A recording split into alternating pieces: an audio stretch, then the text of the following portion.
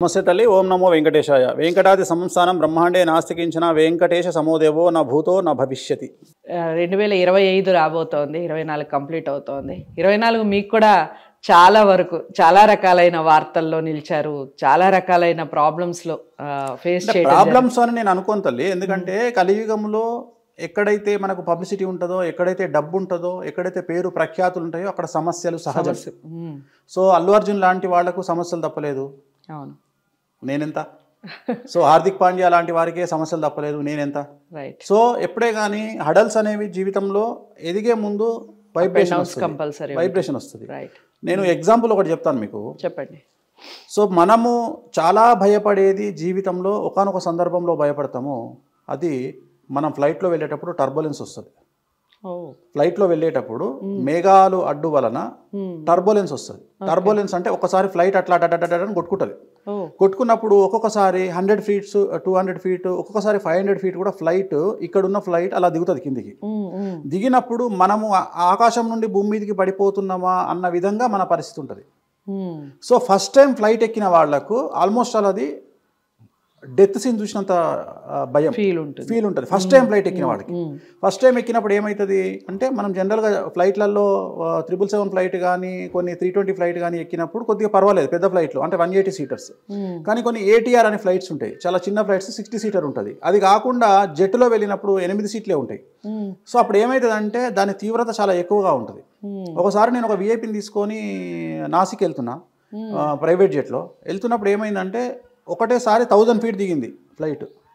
అంటే ఇంచుమించుగా ఆ సందర్భంలో కొన్ని సందర్భాల్లో తల కూడా పగిలిపోవచ్చు ప్రెషర్కి, ప్లస్ వామిటింగ్ రావచ్చు. సో అలాంటి ఒక టర్బులెన్సెస్ జీవితంలో సర్వసాధారణం. కానీ ఫ్లైట్ ఎక్కే వాళ్ళకే తెలుస్తుంది టర్బులెన్స్ అంటే ఏంది అనేది. రెండోది ఏంటంటే, ఒకటోసారి ఎక్కినప్పుడు విపరీతమైన భయపడతాం, సెకండ్ టైం ఎక్కినప్పుడు 80% భయపడతాం, మూడోసారి ఎక్కినప్పుడు 50% భయపడతాం, నాలుగోసారి ఎక్కినప్పుడు 25% భయపడతాం, ఐదోసారి నుండి భయమే ఉండదు. అంటే వి ప్రిపేర్ ఫర్ ఇట్ అన్నట్టు. టర్బులెన్స్ వస్తుంది అంటే ఆయన చెప్తాడు మనకు, పైలట్ ఏం చెప్తాడు, టర్బులెన్స్ వస్తుంది సీట్ బెల్ట్ పెట్టుకోండి అంటాడు. అనగానే దర్ ఫ్లైట్ ఇట్లా కొట్టుకుంటుంది. అప్పుడు ఏమవుతుంది, నార్మల్గా మనం పక్కవాడితో మాట్లాడుకుంటూ కూర్చుంటాం. అంటే ఒక్కసారి వస్తేనే దాని విలువ. నేను పుట్టినప్పటి నుండి అట్లాంటి టర్బులెన్స్ల మధ్యలోనే పెరిగిన. సో నాకు అసలు నథింగ్. రెండోది ఇంకొక విషయం ఏంది, టర్బులెన్స్ ఫేస్ చేయాలి అంటే ఫస్ట్ నువ్వు ఫ్లైట్ ఎక్కాలి. అంటే ఫ్లైట్ ఎక్కే స్థాయి ఉన్న వాళ్ళు మాత్రమే అర్థం చేసుకోగలిగింది టర్బులెన్స్. సో ప్రతి వాళ్ళు లైఫ్లో ఫ్లైట్ ఎక్కాలని రూల్ ఏం లేదు. సో ఫ్లైట్ ఎక్కినప్పుడు మాత్రమే అర్థమవుతుంది. ఫ్లైట్ ఎక్కినప్పుడు ఎన్ని రకాల ప్రమాదాలు జరుగుతాయి అంటే, ఇంత సైన్స్, మా సైన్స్ గొప్పది అని చెప్పుకుంటారు కొంతమంది మూర్ఖులు. శాస్త్రాల కంటే, జ్యోతిష్యానికంటే, పాండిత్యం కంటే, వేదాల కంటే మా సైన్స్ గొప్పది అనుకునే మూర్ఖులు కూడా ఫ్లైట్ ఎక్కగానే ఫస్ట్ ఫ్లైట్లో చెప్పేది ఏంది మనకు, ఎయిర్ హోస్టెస్ అంటే సీట్ బెల్ట్ పెట్టుకోండి, ఈ ఫ్లైట్ ఎక్కడైనా పడిపోవచ్చు, నీళ్ళల్లో పడిపోయినప్పుడు ఇది చేసుకోండి, ఆక్సిజన్ అందకపోతే ఇది తీసుకోండి. అంటే నీకే గ్యారంటీ లేదు, నువ్వు హైదరాబాద్ నుండి ఢిల్లీ పోతున్నట్టు ఢిల్లీలో దిగుతావా, లేకపోతే హైదరాబాద్లో దిగుతావా, లేకపోతే మధ్యలో దిగుతావా, పడిపోతావా. అంటే ప్రతిసారి ఫ్లైట్ ఎక్కినప్పుడు ఖచ్చితంగా లైఫ్ అనేది థ్రెట్లోనే ఉంటుంది. మన చేతిలో ఆ 180 మంది జీవితాలన్నీ పైలట్ చేతిలో ఉంటాయి. సో ఆ పైలట్ మన అందరి జీవితాలు ఫ్లైట్ చేతిలో ఉంటాయి, ఎటన్నా పోవచ్చు. సో ఈ టర్బులెన్స్లు అనేటువంటివి ఎట్లయితే నేను ఫేస్ చేసినో లైఫ్లో, అంటే ఆ స్థాయికి వెళ్తే ఫేస్ చేయాల్సిన పరిస్థితి. అట్లనే జీవితంలో ఈ స్థాయికి వచ్చినప్పుడు ఇలాంటి టర్బులెన్స్లు అనేటువంటివి సమాజంలో ఫేస్ చేయడం సర్వసాధారణము. సో వీటికి భయపడే స్థాయిలో వేణుస్వామి లేడు. వేణుస్వామికి నో రిగ్రెట్స్, ఏవైనా ఫేస్ చేయడానికి వేణుస్వామి సిద్ధంగా ఉన్నాడు. సో ప్రస్తుత దేశకాలమాన పరిస్థితులలో జైలుకు పోయిన ప్రతి ఒక్కళ్ళు ముఖ్యమంత్రులు అయినటువంటి సందర్భంలో సో అది పెద్ద విషయం కాదు. జైలుకు పోవడం అనేది పెద్ద విషయం కాదు, లేకపోతే 10 మంది మనల్ని రాళ్ళేసి కొట్టడం అనేది విమర్శ పెద్ద గొప్పతనం ఏం కాదు. ఇవన్నీ చాలా అవతలోడు అనుకుంటాడు. అవతలోడు ఏమనుకుంటాడు, ఏనుగు పోతున్నప్పుడు ఒక ఏనుగు పోతుందట రోడ్డు మీద, పోతుంటే 10 చీమలు దాని ముందు నుండి పోతున్నాయట.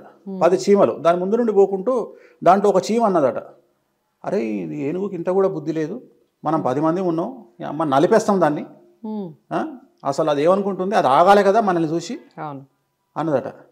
అంటే ఇంకో చీమ అన్నదంట, లైట్ తీసుకురా పాపం, వాని కళ్ళు కూడా సరిగా కనిపించాయి.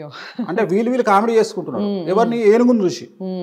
అట్లా సమాజంలో మన గురించి తెలియక సోషల్ మీడియాలో మన గురించి కామెంట్లు పెట్టేవాళ్లను, మన గురించి తిట్టేవాళ్లను పట్టించుకుంటే మన లైఫ్ ముందుకు పోదు. వాళ్ళు ఎవరో వ్యక్తిగతంగా నాకు తెలియదు. నాకు లక్షల్లో ఫ్యాన్స్ ఉంటారు. మహా అంటే మనం పెట్టుకునే వీడియోల కింద మహా తిడితే 50 కామెంట్లు ఉంటాయి. లక్షల్లో ఉంటారా కోట్లలో ఉంటారా? లక్షల్లో ఉంటారు. కోట్లు అనేది అతిశయోక్తి కావచ్చు, మేబీ లక్షల్లో ఉంటారు. చెప్పలేము, నాకు తెలియదు కదా. డైరెక్ట్ గా నాతో వచ్చి మాట్లాడే వాళ్ళ సంఖ్య లక్షల్లోనే ఉంటుంది. సో నా ఫ్యాన్స్ లక్షల్లో ఉంటారు. ఉన్నప్పుడు ఏమైతుందంటే నా గురించి చెడుగా పెట్టే వాళ్ళు మహా అంటే 50 మంది నాకు తెలిసి. సో అది కూడా వాంటెడ్లీ ఆర్గనైజ్డ్ గా పెట్టే వాళ్ళే ఉంటారు. సో ఈ 50 కామెంట్ల కోసము నా సర్కిల్ ను చూసుకొని నేను తగ్గేటువంటి క్వశ్చనే లేదు. సో నాకుండే రెప్యుటేషన్ నాదే. ఇంకోటమ్మా, మనము any publicity is good publicity.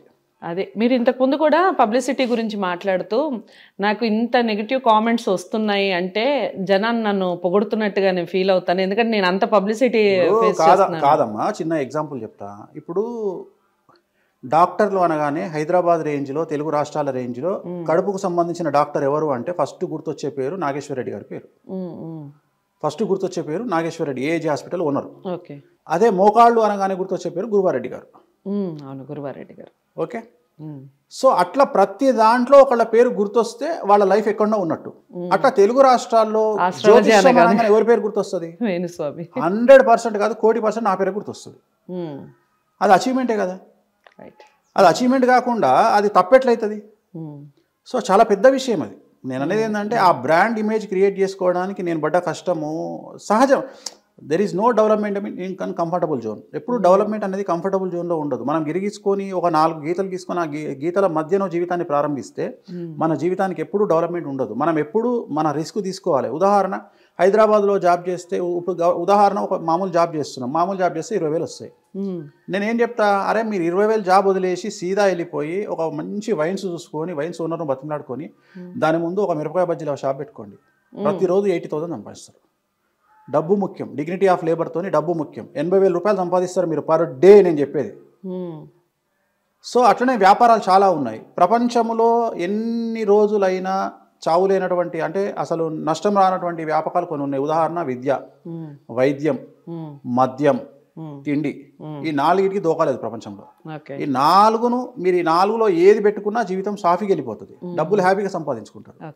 So సహజం. అంటే ఎప్పుడే కానీ నేను ఏమంటానంటే, జ్యోతిష్యం కాకుండా వేణుస్వామికి ఏవైనా వ్యాపకాలు ఉన్నాయి? చాలా ఉన్నాయమ్మా, చాలా ఉన్నాయి. ఎందుకున్నాయంటే నన్ను అంటే నేను ప్రిపేర్ అయి ఉన్నా. ఎందుకంటే నన్ను ఎక్కడనో ఒక దగ్గర ఎవరో ఒకళ్ళు నన్ను ఏదో డిస్టర్బ్ చేయడానికి ప్రయత్నం చేస్తారు. చేసిన రోజు ఖచ్చితంగా నాకు నేను నిలబడాలి అంటే నేను చెప్పే ఒక సింగిల్ పాయింట్ ఎజెండా మోటివేషన్లో నేను నా క్లయింట్లకు ఏం చెప్తా అంటే, జీవితంలో మనం 100 మెట్లు ఎక్కి 100వ మెట్టు తర్వాత చనిపోతాం. అంటే ఆ హైట్స్ అనేది 100వ మెట్టు. ఉదాహరణ ఒక రాజకీయాల్లో తీసుకుంటే ప్రధానమంత్రి అనేది 100వ మెట్టు. ఓకే, ముఖ్యమంత్రి అనేది రాష్ట్ర స్థాయిలో తీసుకుంటే ముఖ్యమంత్రి అనేది 100వ మెట్టు. సో అట్లా ప్రతిదీ ఉండే. ఐఏఎస్ అంటే ఒక చీఫ్ సెక్రటరీ స్థాయి 100వ మెట్టు. ఐపీఎస్ అంటే డీజీపీ స్థాయి 100వ మెట్టు. ఇట్లా అన్ని మెట్లలో మనం ఎదుగుతున్న క్రమంలో, ఇప్పుడు ఉదాహరణ నేను 60వ మెట్టు మీద ఉన్నా అనుకుంటే నేనేమంటా అంటే 60వ మెట్టు మీదనే చనిపోవాలంట. 59కి కూడా రావద్దు. ఎక్కితే 61 ఎక్కాల, లేదంటే 59 మాత్రం పోవద్దు, 60లో చచ్చిపోవాలి. సో అలా నేను పెట్టుకొని మోటివేషన్ చేసుకొని నేను వెళ్తున్న స్థాయిలో